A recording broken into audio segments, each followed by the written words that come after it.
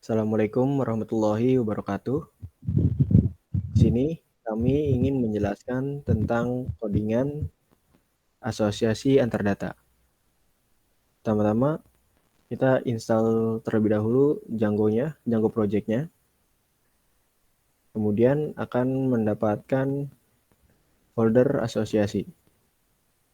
Pada folder asosiasi ini terdapat dua folder lagi, yaitu asosiasi dan juga main.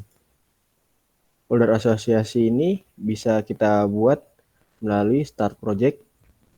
Kemudian pada folder main ini kita bisa buat melalui startup. Untuk menampilkan isi dari folder main ini, kita menuju settings pada folder asosiasi. Kita menuju installed apps. Di sini dimasukkan kata main. Yang mana nantinya ini akan menuju ke folder main. Pada apps juga ini ada main dan juga ada main. Selanjutnya, di sini pada folder asosiasi dan juga folder main terdapat file URLs. 1, 2. Nah, pada URLs pertama, di sini kita import path dan juga include melalui django.urls.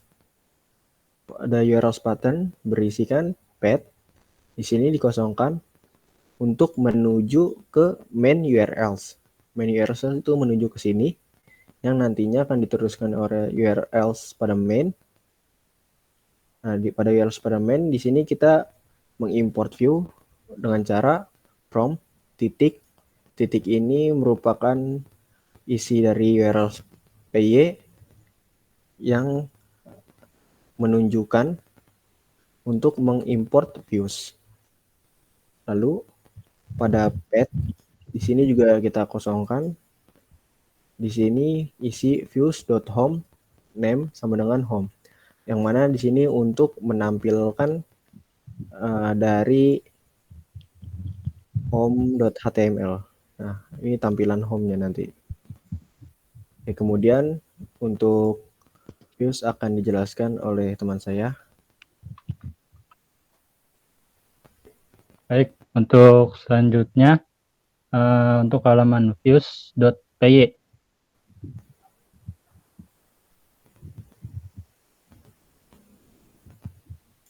Di situ langkah pertama melakukan import Django from dan association. Di sini ada render from Django shortcut import render. Nah, di sini ada render untuk mengimport rendernya. Kemudian forms import result. Ini buat import resultnya. Kemudian ada form.associasi import association. Nah, di sini untuk import asosiasinya. Langkah kedua itu membuat method home untuk menentukan file HTML method. Nah, di sini ada def home response form sama dengan result.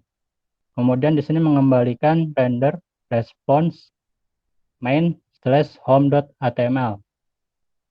Selanjutnya, langkah ketiga itu membuat method resultnya.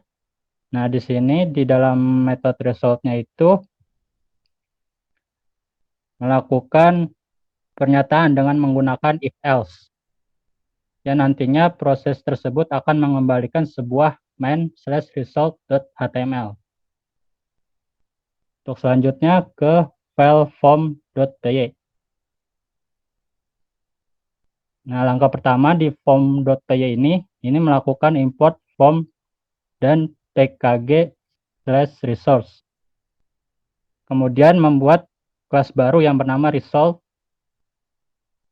Di situ ada kelas result dalam kurung forms.form. Kemudian membuat sebuah forms minimum support dan confidence. Nah, di sini kita menentukan panjang maksimumnya dari minimum support dan minimum confidence-nya. Untuk selanjutnya Saya serahkan kepada Irsyad. Pada Irsyad, saya persilakan. Ya. Nah, jadi di sini saya akan mencoba untuk menjelaskan asosiasi.py-nya, di mana langkah pertama di sini kami mengimport terlebih dahulu itu pandas dan a priori.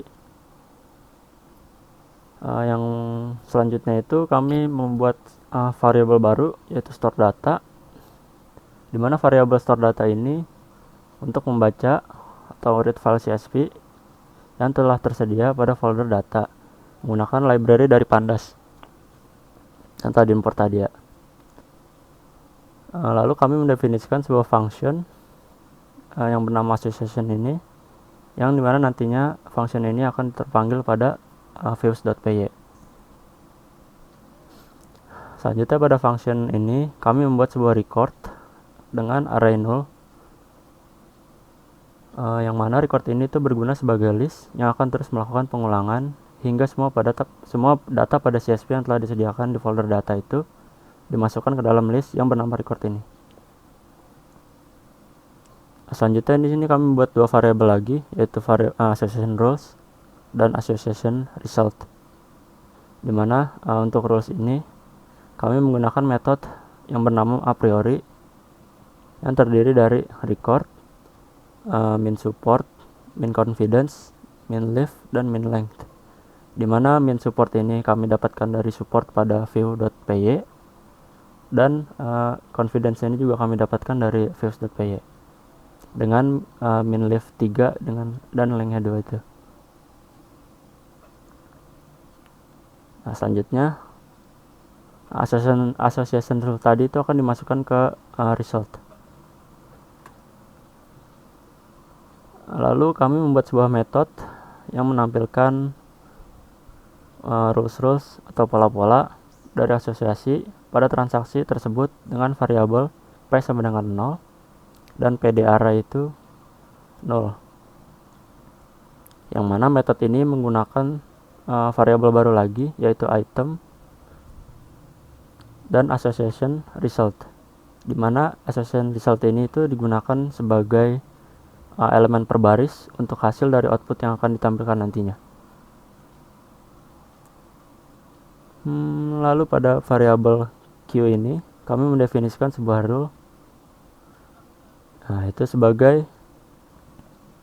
elemen pertama, yang mana asosiasi tadi itu dimasukkan ke dalam items 0 dan item 1 diantaranya, dan menggunakan pd array append ini sebagai pemisah antar elemen. Selanjutnya pada variabel w, di sini kami mendefinisikan support sebagai elemen kedua dengan items itu 1, yang mana ini untuk menentukan support dan dipisah lagi oleh pd array append. Selanjutnya pada variabel e, di sini kami mendefinisikan confidence sebagai elemen ketiga dengan itemnya itu 2, yang mana ini untuk menentukan confidence-nya. Metode ini itu akan diulang terus-terusan sampai proses asosiasinya ini selesai. Lalu terakhir tinggal di return pd array. Selanjutnya kami akan coba untuk running programnya.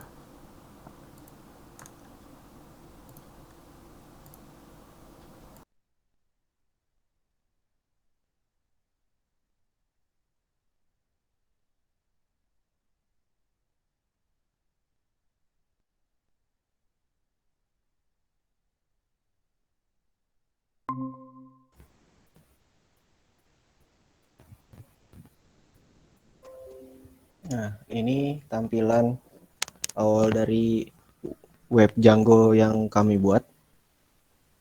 Di sini ada form minimum support dan minimum confidence. Di sini kita masukkan 0,045 untuk minimum support.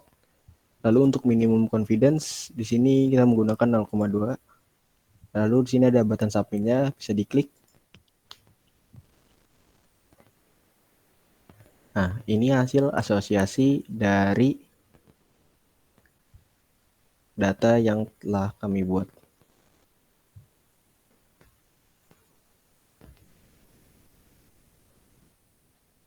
untuk kembali ke homepage-nya bisa klik home. Nah, sekian dari kelompok kami, kurang lebihnya mohon maaf. Wassalamualaikum warahmatullahi wabarakatuh.